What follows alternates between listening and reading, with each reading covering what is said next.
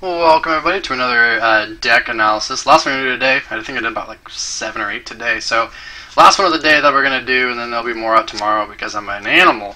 But speaking of animals, we're going to talk about... man, this sucks. This is a horrible intro. We start. Hey, Gliscor. It's a good card. Gliscor is like the toolbox of fighting Pokemon.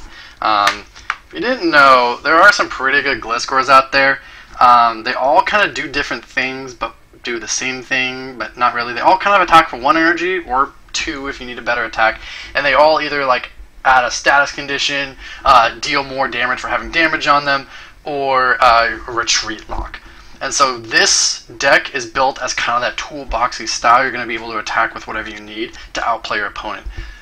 It was kind of born out of the cube that we do. The cube is very, Gliscor is one of the better lines, so we decided to bring it to U150, and it did better than expected, but we think it did better because of its matchups. This deck is probably middle tier, but against the right decks, this slaughters. We think that Magnezone is like either top tier or top 4 at least, and this deck just runs through Magnezone hard.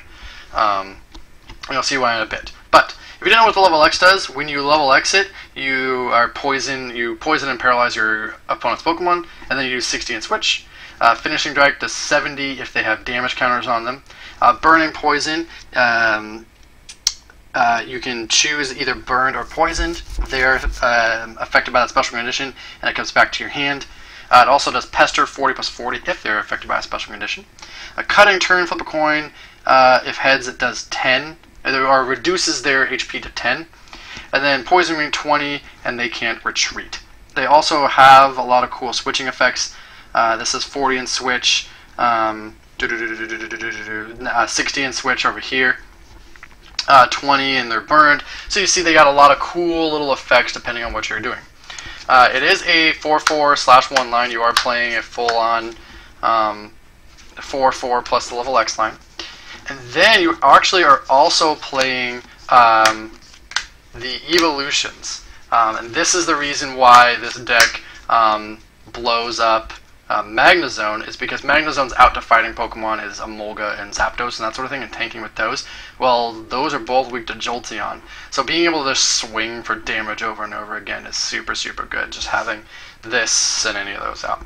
So yeah, we do play one of each of the Flareon lines, and then we're also playing Leafeon. You'll notice there is no Flareon from Plasma Freeze in here. That's because you don't play DCE in this deck, because there's no DCE-based attackers. So Leafeon just kind of covers your grass weakness, and your fire weakness, you kind of just, this is good enough. Plus, we don't play a whole bunch of Pokemon to take advantage of the Revenge. But it is something to consider. If you want to play the Revenge, you definitely can. Revenge and this Leafeon are the 2 best ones to put in if you're teching in EVs anyways. So, that's the reason we do that. Moving on. Let's see, so the 4/4 Gliscor line. There is a card missing from this deck that when we played it, we were like, wow, we really need this. And that's Crobat G. Crobat G is very, very good in combination with this Gliscor, because if they have damage counters on them, it does 70 damage. So with that Crobat drop, that's going to be 80 damage on their active Pokemon, which is the magic number in this format. So finishing Stinger along with Gliscor is going to be really, really good. Or Crobat. Crobat, Gliscor, you need it. We need to find room for it. We will today. Then to round out the Pokemon, you're going to be looking at your standard 2/2 Porygon line, your 1/1 Claydol line, plus your 4 Pokemon that are in almost every single deck as kind of early game consistency boosting. That's what you want there. Nothing too out of the ordinary there. You'll see those in almost every single one of our decks. Boop-a-doop-a-doo! Support time! A lot of standard stuff here. AZ, Baybase, Colress, Copycat, Guzma, and Hex. Standard. Karina, normally it's in here because of, you can always search out your Claydol, but in this it's extra consistent.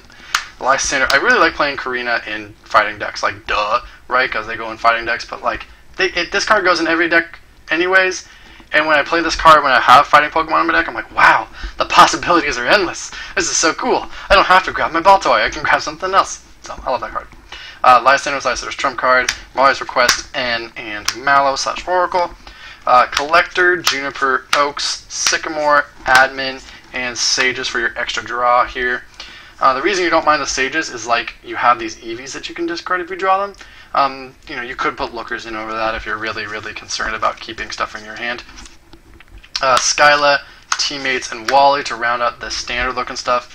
The other stuff, you're going to play Brimey's Compassion and AZ to scoop up that level X if you really, really need to reuse that power or what have you. That's why you play both of the scooping up effects.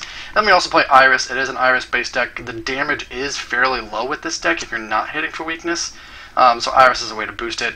Iris should be one of the standard cards nowadays, but if it's not standard for you, if you're like, oh, I don't believe in Iris, I don't think Iris is a card that goes in every deck, this is one that especially it goes in because of the lack of damage some of these Gliscors can do. You want to be able to hit those numbers late game. Moving on. Boom, boom, boom. Item cards. We're going to be taking a bill, a computer search, Evo Soda, Laser. You know, there's attacks that do damage, if extra damage, that Pester attack, if they have a special condition, so Laser just makes sense there.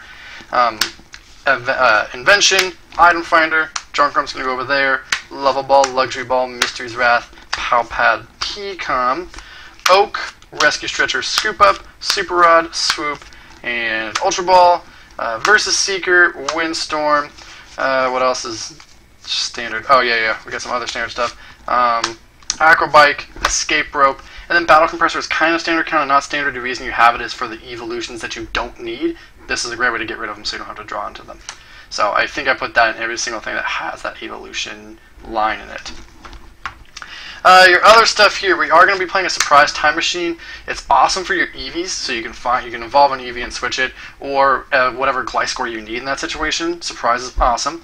Timer Ball, all of your stuff is like stage 2, so a little bit extra or stage 1 rather, so a little extra consistency never hurt. Fuji to give it a little bit extra consistency with your bench space. Fuji's kind of awesome for putting back like you got on an EV that you don't need or something. I don't know. Fuji's a great card. Scoop Up to reuse that to level X, like I said, and then Premier Ball to search out that level X. You can see how kind of important that level X is. Being able to auto paralyze and then reuse it, super good. So those are your 4 non-standard ones. The rest of the stuff is going to look fairly familiar if you're a fan of how we build our decks over here in Spokane. We build our decks a very specific way. They're very cookie cutter, but hey, all of them are very different and they all play differently. So, you know, haters gonna hate. Anyways, Broken Time Space, any deck with an evolution. You're gonna have Burbank City. There are a lot of cards that poison, so that 20 extra damage from poison, super nice. And then Fighting Stadium. You're playing fighting Pokemon, might as well play Fighting Stadium. You do struggle with damage output, like I said when I talked about Iris, so Fighting Stadium kind of does alleviate that when attacking against EXs. Item-based cards, you're going to be having your 2 standard Flowstone Muscle Band. You're also going to have Choice Band. Like I said, this deck does struggle with damage output, so Choice Band's a great addition. And then Focus Sash to kind of keep your Gliscors alive if they can't get around this. They're going to stay alive for at least 1 turn, and then you can play one of your Scoop Up effects to keep it alive again, or you can play, or you can use the Gliscor that does 10 and brings it back to your hand, or, you know, however. Elite Four, you're going to play all of them plus Dowsing Machine. No reason not to play any here. You're going to see these in every single deck no matter what.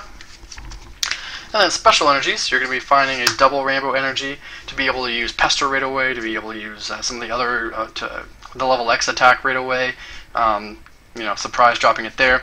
And then Strong Energy, one of the best cards in the deck. You struggle with damage, plus it's a fighting deck, so this card is just amazing for stacking up damage.